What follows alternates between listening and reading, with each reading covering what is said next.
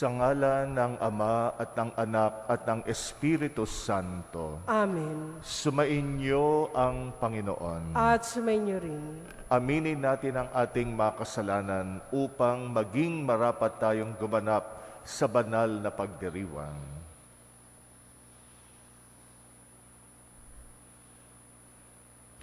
Panginoong Hesus, Ikaw ay nagdusa para sa amin. Panginoon, kaawaan mo kami. Panginoon, kaawaan mo kami. Panginoong Hesus, Ikaw ay nagpakasakit para sa amin. Kristo, kaawaan mo kami. Kristo, kaawaan mo kami. Panginoong Hesus, Ikaw ay namatay para sa amin. Panginoon, kaawaan mo kami. Panginoon, kaawaan mo kami. Kaawaan tayo ng makapangyarihang Diyos, patawarin tayo sa ating mga kasalanan at patnubayan tayo sa buhay na walang hanggan. Amen. Manalangin tayo.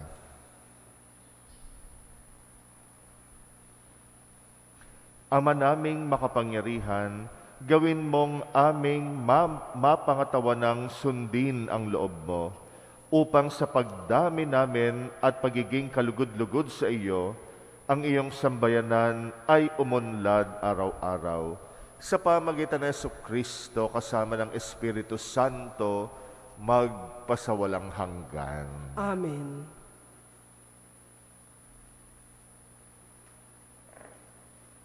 Pagbasa mula sa aklat ng mga bilang.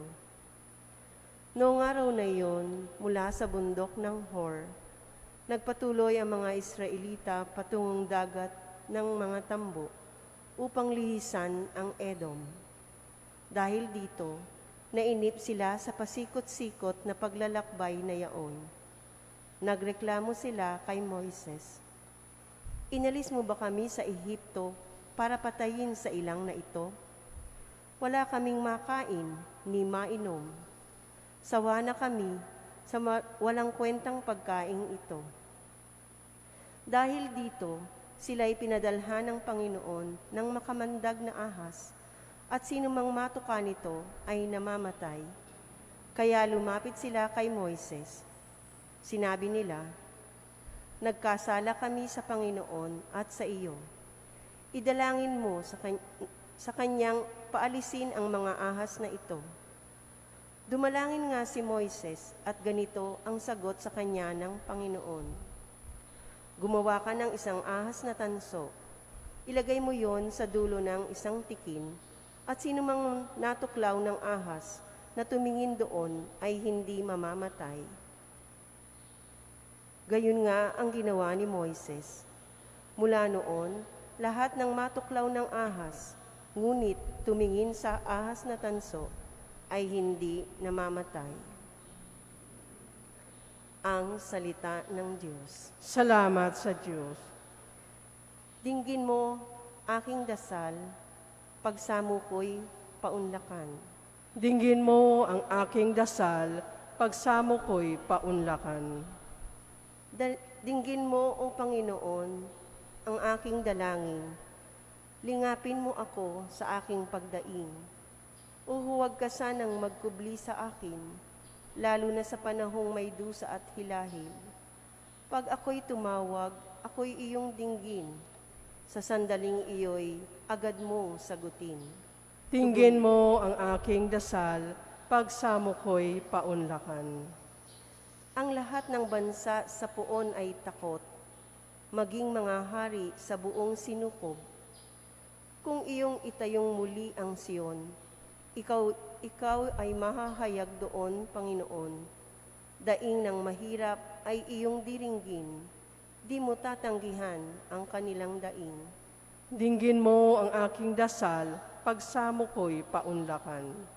Ito'y matititik upang matunghayan ng sunod na lahing di pa dumaratal. Ikaw nga, O Poon, ay papupurihan. Mula sa itaas, luklukan mong banal, ang lahat sa lupa'y iyong minamasdan. Iyong dinirinig ang pagtataghuyan ng mga bilanggong ang hatol ay bitay upang palayain sa hirap na taglay. Dinggin mo ang aking dasal, pagsamo ko'y paunlakan. Luwalhati't papuri sa iyo, O Kristo, tagapagligtas ng sanlibutan. Tayo pong lahat, ang butil na ipinunla ay ang banal na salita. Paghahasik ay ginawa ng poong gurong dakila upang tanay sumagana.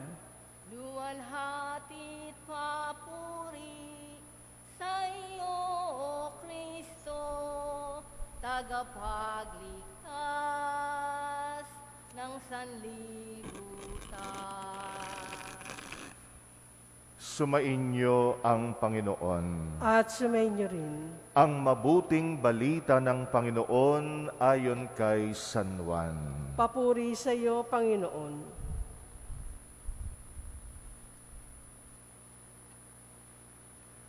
Noong panahong iyon, sinabi ni Jesus sa mga Pariseyo, "Ako ay yayaon.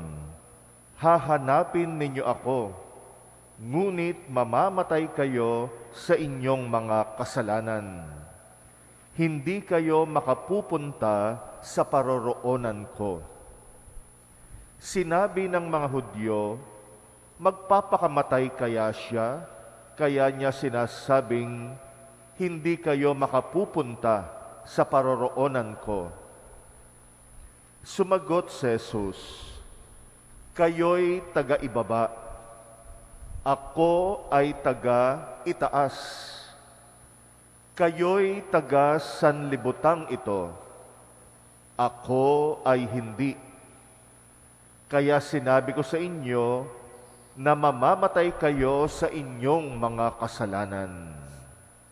Mamamatay nga kayo sa inyong mga kasalanan kung hindi kayo maniniwalang ako'y si ako nga. Sino ka ba? Tanong nila. Sumagot si Jesus, ako'y yaong sinabi ko na sa inyo mula pa noong una. Marami akong masasabi at maihahatol laban sa inyo.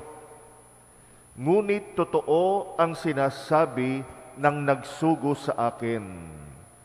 At ang narinig ko sa kanya, ang ipinahahayag ko sa sanlibutan. Hindi nila naunawaan na siya'y nagsasalita tungkol sa Ama. Kaya't sinabi ni Jesus, kapag naitaas na ninyo ang anak ng tao, malalaman ninyong ako'y si ako nga. Wala akong ginagawa sa ganang sarili ko lamang. Nagsasalita ako ayon sa itinuro sa akin ng Ama. At kasama ko ang nagsugo sa akin. Hindi niya ako iniiwan, sapagkat lagi kong ginagawa ang nakalulugod sa Kanya. Marami sa nakarinig nito ang naniwala sa Kanya. Ang mabuting balita ng Panginoon. Pinupuri ka namin, Panginoong Hesukristo. Marami ang hindi nakakaunawa kay Jesus. Marami rin ang hindi nakakakilala sa Kanya. Pero sabi ni Jesus, kapag siya ay naitaas na, ibig sabihin, naipako na sa krus, mabubuksan, magigising ang marami, at makikilala siya na siya ay siya nga. Ako ay si ako nga. Yung ako ay si ako nga, yan ang pangalan ng Diyos na ipinahayag ng Diyos kay Moises. Maalala natin yung kwento ng nagliliyab na punong kahoy, yung burning bush. Nung tinanong ni Moises ang Diyos, anong pangalan ang sasabihin ko sa Faraon at sa mga Ehipsyo? Sino ka? anong pangalan mo? Sabi ng Diyos doon sa nagliliyab na puno, ako ay si ako nga. Yan yung kahulugan ng Yahweh. Yung Yahweh, pangalan ng Diyos nung lumang tipan pa. Ibig sabihin ng Yahweh, ako ay si ako nga. Misteryo yung pangalan na yan. Pagka binigay mo yung pangalan mo, ay ibig sabihin ay nakikilala ka nung pinagpapahayagan mo. Pero yung pangalan na yon, ako ay si ako nga, bagamat nakikilala natin ang Diyos, pero parang hindi pa rin. Kasi nga ang Diyos ay misteryo.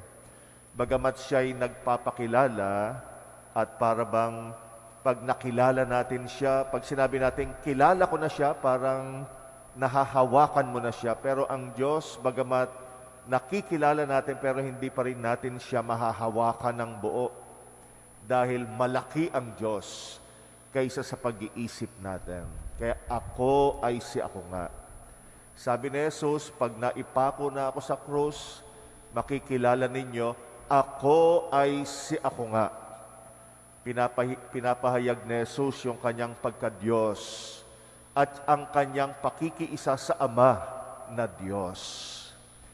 Kaya nga, ang malaking revelasyon na ito ay magaganap kapag itinaas na si Jesus sa krus at siya ay maging daan ng kaligtasan. Kinumpara ni Jesus yung pagpapako niya sa krus sa nangyari nung lumang tipan, yung unang pagbasa natin, kung saan nagreklamo ang mga Israelita doon sa disyerto, nagalit ang Diyos sa kanila, kaya pinatuklaw ang marami sa kanila sa ahas.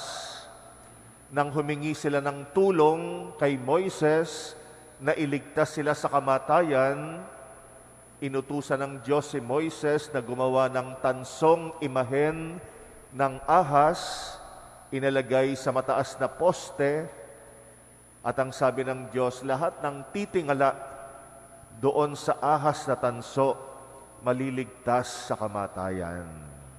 Sabi ni Jesus ay magiging ganon pag ipinako na si Jesus. Parang siya yung tansong ahas nung unang panahon. Itataas din si Jesus at lahat ng sumampalataya at kumilala sa Kanya ay maliligtas. Lahat ng kikilala sa Kanya ay hindi mapapahamak. Kaya yung pagkamatay ni Jesus ay magiging isang revelasyon kung sino siya at kung ano yung kanyang ginagawa at saan galing yung kanyang ginagawa. Maunawaan ng marami na itong si Jesus ay anak ng Diyos. Siya'y kaisa ng Ama noon paman. At lahat ng sinabi at lahat ng ginawa ni Jesus ay galing sa Ama.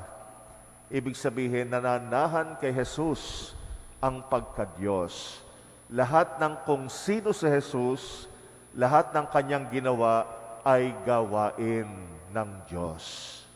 Kaya nga ako ay si ako nga. Magandang pagkakataong pagnilayan yung minsan kailangan pang mamatay para magising. Minsan ganyan din tayo. Yung mga mahal natin sa buhay, nate-take for granted natin. Maraming mga mahal natin sa buhay, nababaliwala natin nung buhay pa sila.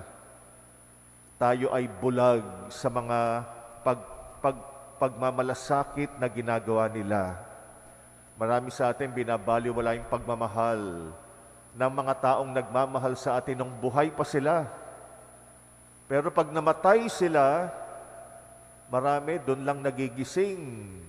Dami pala niyang sakripisyo para sa atin. Yung palang buhay niya, ginugol niya para mahalin tayo, di natin kinilala. Kaya yung kamatayan, madalas, pagkakataon ng revelasyon ng kung sino at kung anong ginawa ng isang tao. Kaya lang minsan huli na. Kung kailan namatay na, tsaka naman tayo nagkukumahog para kilalanin siya, para papurihan siya at pasalamatan, pero nung nabubuhay pa, naku, binabaliwala natin. Kaya marami rin nung si Jesus naririto pa sa mundo, di siya kinilala. Doon lang nabuksan nung ipinako na siya sa krus. Sana yung mga mahal natin sa buhay, i-recognize na natin ngayon pa lang, habang kasama pa natin sila, habang buhay pa sila. Mapasalamatan natin, maipakita natin sa kanila yung pagmamahal at malasakit din na dapat nating isukli sa kanila. Huwag sanang mangyari na kung kailang patay na sila, doon lang tayo magigising. Baka huli na. Minsan, yung mga burol ng mga namatay, nako, talagang pinagkakagastusan, talagang doon binubuhos yung kanilang pagmamahal, patay na. Samantalang nung buhay pa, nako, tinetake for granted. Kaya nga ngayon pa lang, habang kasama natin yung mga mahal natin sa buhay, gumising na tayo. At kilalanin natin, lalo na yung pagmamahal na ipinapakita nila sa atin. Kaya sa darating na mga mahal na araw, unti-unti pagninilayan natin ang kamatayan ni Jesus, mabuksan muli ang mga mata natin ng ginawa ni Jesus para sa atin. At kasabay nito ay kilalanin natin ang nagagawa ng mga tao sa paligid natin.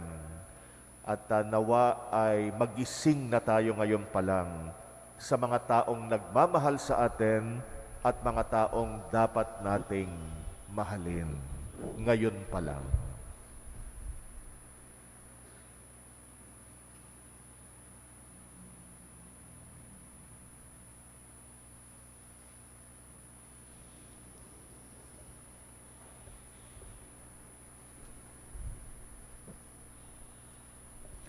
Buong pananampalataya tayong manalangin sa Ama dahil sa pamamagitan ng pagpapakasakit ng Kanyang anak ay maligtas tayo sa lahat ng kaparusahan. Ating itugon, Ama, basbasan mo kami sa ngalan ni Jesus. Ama, basbasan mo kami sa ngalan ni Jesus. Ang bayan ng Diyos naway magtagumpay sa pagpapalaganap ng mabuting balita ng kaligtasan sa mundo. Manalangin tayo sa Panginoon. Ama, basbasan mo kami sa ngalan ni Jesus. Ang mga taong tumatanggap kay Jesus bilang tagapagligtas, naway higit na madagdagan. Manalangin tayo sa Panginoon. Ama, basbasan mo kami sa ngalan ni Jesus. Ang mga taimtim na nagsisikap na hanapin ang katotohanan, naway matagpuan si Jesus na siyang liwanag na tumatanglaw sa kadiliman ng buhay. Manalangin tayo sa Panginoon. Ama, basbasan mo kami sa ngalan ni Jesus. Ang mga nagdurusa dahil sa nararamdamang sakit, pagkabalisa, takot at pangungulila, naway makita ang liwanag ni Kristo na tumatanglaw sa kanila. Manalangin tayo sa Panginoon. Ama, basbasan mo kami sa ngalan ni Jesus. Sa mga namayapang tapat sa Panginoon, naway tumanglaw ang liwanag na walang hanggan. Manalangin tayo sa Panginoon. Ama, basbasan mo kami sa ngalan ni Jesus. Tahimik nating idalangin ang ating mga personal na kahilingan. Muli nating alalahanin ang mga kapatid nating humihiling ng ating dasal, lalo na ang mga may sakit at nasa bingit ng kamatayan. At ipagdasal din natin ang intensyon ng mga kapatid nating nagpapamisa, nag-aalay ng misa na ito para sa kanilang kahilingan. Ipagdasal natin ito sa katahimikan.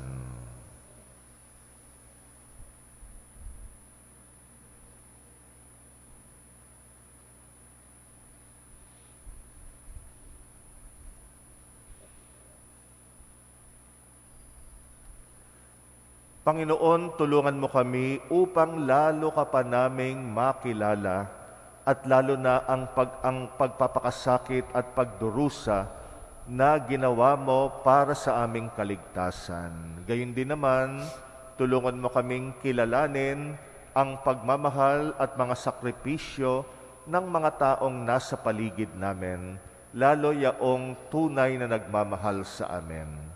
Ikaw na aming Panginoon, magpasawalang hanggan. Amen. Aming alay sa iyo, Panginoon, ang tinapay at alak na iyong kaloob, upang gunitain ang iyong buhay na inialay, nang tayo'y magdiwang bilang isang sambayanan. Ang tinapay, ito ang iyong laman, at ang alak, ito ang iyong dugo. Laman mo'y inihain upang lahat ay buhayin. Dugo mo ang tumanak ng lahat ay mapatawad.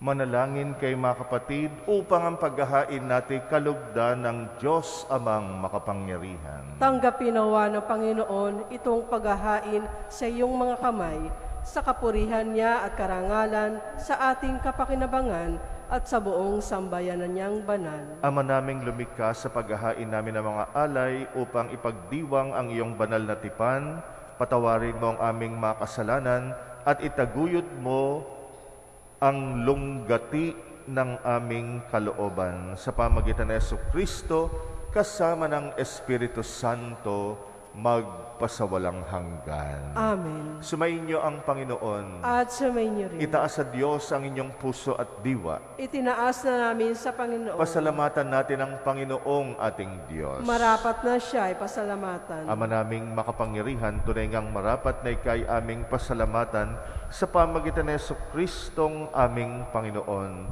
Sa pagpapakasakit ng giliw mong anak, ang sangkatauhay minarapat mong magpahayag ng iyong dakilang pag-ibig sa lahat na pawang nais mong tubusin ng Mesiyas. Sa harap ng iyong kadakilaan, kapos ang dila naming magsaysay sa pag-ibig na makapangyarihang sa krus ay itinanghal. Sa krus, ipinasyang patawarin ang mga tao. Sa krus, nagtagumpay ang ipinakong Kristo. Kaya kaisa ng mga anghel na nagsisiawit ng papuri sa iyo, nang walang humpay sa kalangitan, kami nagbubunyi sa iyong kadakilaan. Santo, Santo, Santong Panginoong Diyos ng mga hukbo, napupuno ang langit at lupa ng kadakilaan mo. O sana sa kaitaasan, pinagpala ang naparirito sa ngalan ng Panginoon, o sana sa kaitaasan. Ama naming banal, ikaw ang bukal ng tanang kabanalan, kaya't sa pamagitan ng iyong Espiritu, gawin mong banal ang mga kaloob na ito pang para sa amin, ay maging katawan at dugo ng aming Panginoong Jesucristo. Bago niya pinagtiisang kusang loob na maging handog, ginawa kanyang tinapay, pinasalamatan kanya, pinaghati-hati niya yon, iniabot sa kanyang mga alagad at sinabi, tanggapin ninyong lahat ito at kanin, ito ang aking katawan na ihahandog para sa inyo.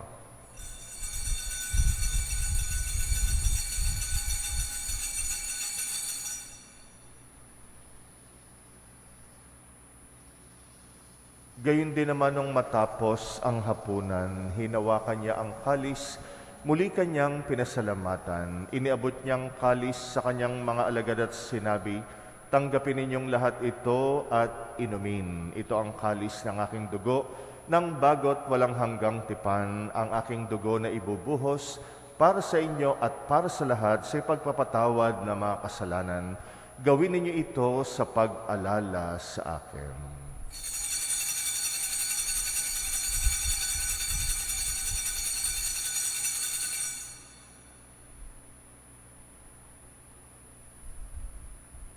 Ang misteryo ng pananampalataya. Si Kristo ay gunitain, sarili ay inihain, bilang pagkait inuming pinagsasaluhan natin hanggang sa siya'y dumating. Ama, ginagawa namin ngayon ang pag-alala sa pagkamatay at muling pagkabuhay ng iyong anak, kaya tinaalay namin sa iyong tinapay na nagbibigay buhay at ang kalis na nagkakaloob ng kaligtasan. Kami nagpapasalamat dahil kami yung minarapat na tumayo sa harap mo para maglingkod sa iyo. Isinasamo namin kaming magsasalo sa katawan at dugo ni Kristo'y mabuklod sa pagkakaisa sa pamagitan ng Espiritu Santo. Ama, lingapin mo ang iyong simbahang laganap sa mong daigdig.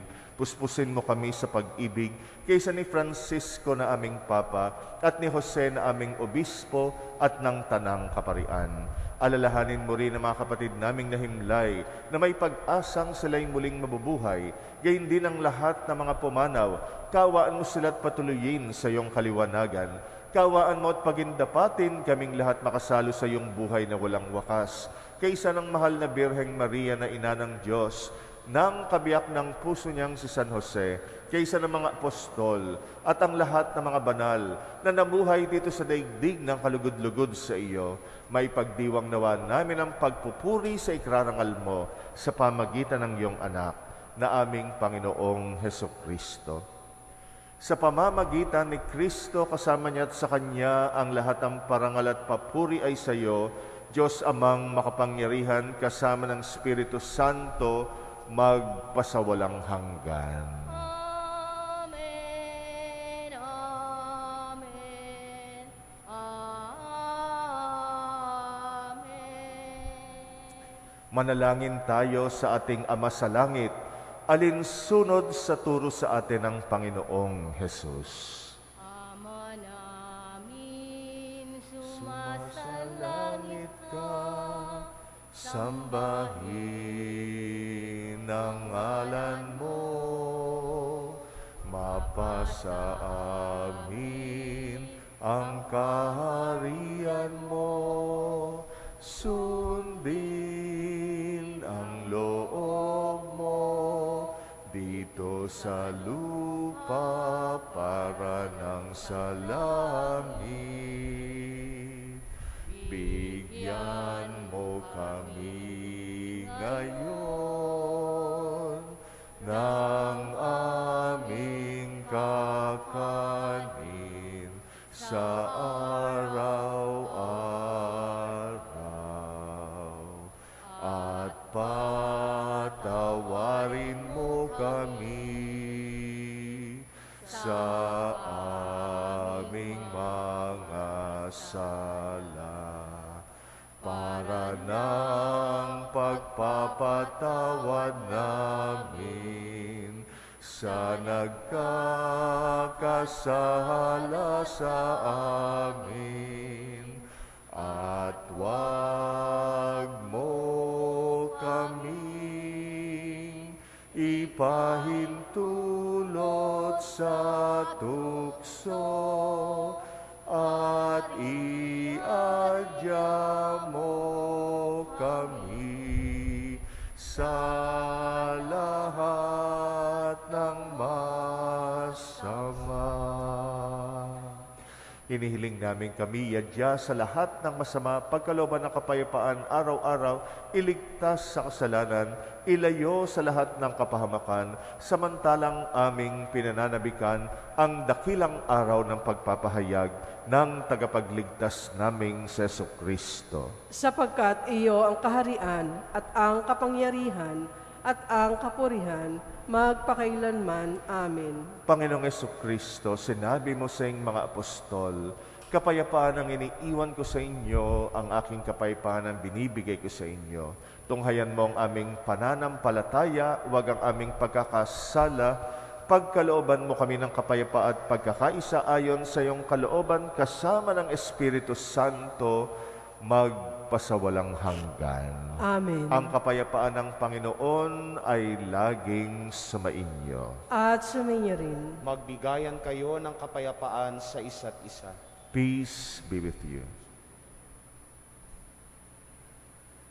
Kordero ng Diyos na nag-aalis ng mga kasalanan ng sanlibutan, maawa ka sa amin, maawa ka sa amin.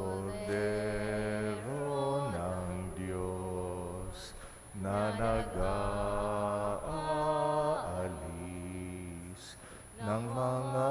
kasalanan ng sanlibutan, maawa ka sa amin, maawa ka sa amin. Kordero ng Diyos na nag-aalis ng mga kasalanan ng sanlibutan, ipagkaloob mo sa amin ang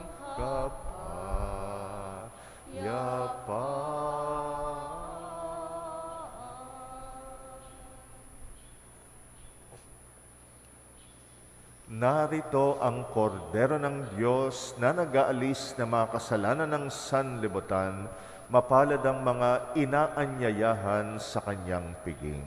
Panginoon, hindi ako karapat-dapat na magpatuloy sa iyo, ngunit sa isang salita mo lamang ay gagaling na ako.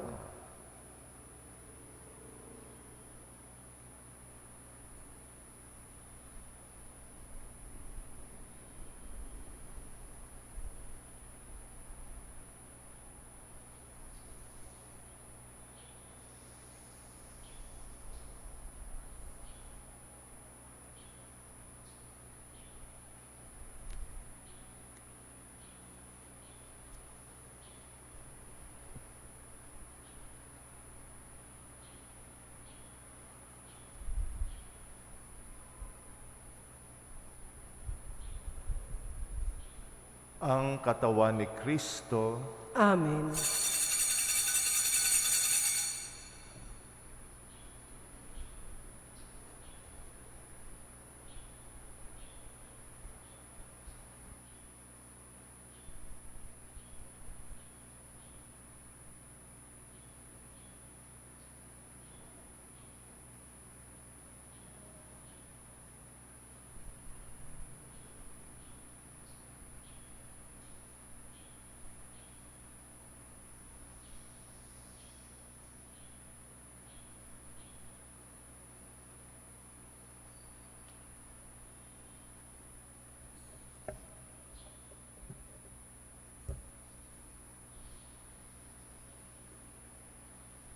Pasdan natin ang ating daigdig, ginawang tahanan ng Diyos nating mahal, ngunit sa pagdaan ng maraming panahon na balungan ng kadiliman at nauhaw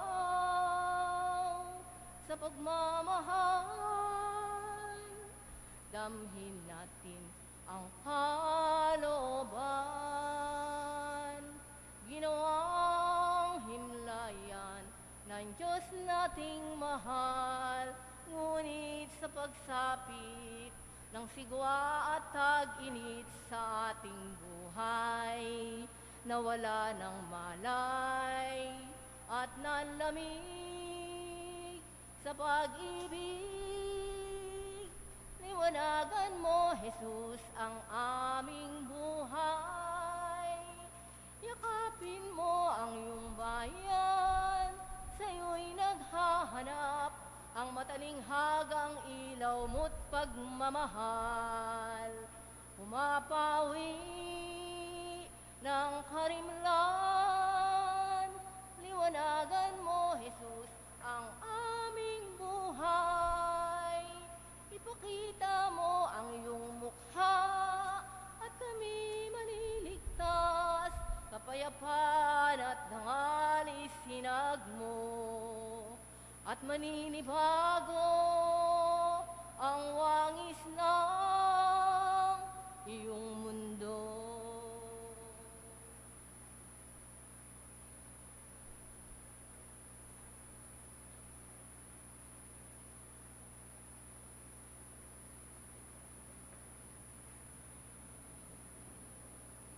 Manalangin tayo.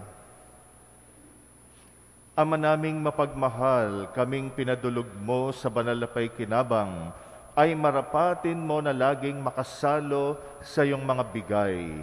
Sa pamagitan ng Jesucristo kasama ng Espiritu Santo, magpasawalang hanggan. Amen. Sumainyo ang Panginoon At sumainyo rin. at pagpalain kayo ng makapangyarihang Diyos, Ama at Anak at Espiritu Santo. Amen. Humayo kayong taglay ang kapayapaan ni Kristo. Salamat sa Diyos.